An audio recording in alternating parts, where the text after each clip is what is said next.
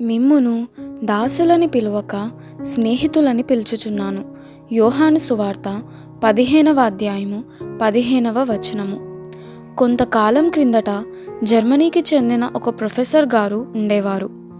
ఆయన జీవితం ఆయన విద్యార్థులకి చాలా ఆశ్చర్యం కలిగించేది.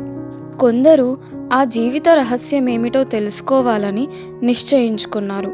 అందుకని వాళ్ళలో ఒకడు ప్రొఫెసర్ గారు సాధారణంగా తన సాయం సమయాలు గడిపే గదిలో ఒక చోట కనిపించకుండా దాక్కున్నాడు.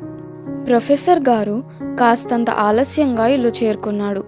చాలా అలసిపోయినట్టున్నాడు. కానీ ఒక చోట కూర్చుని 1 గంట సేపు బైబిల్ చదువుకుంటూ గడిపాడు. తరువాత తన తలను వంచి కొంతసేపు రహస్య ప్రార్థన చేసుకున్నాడు.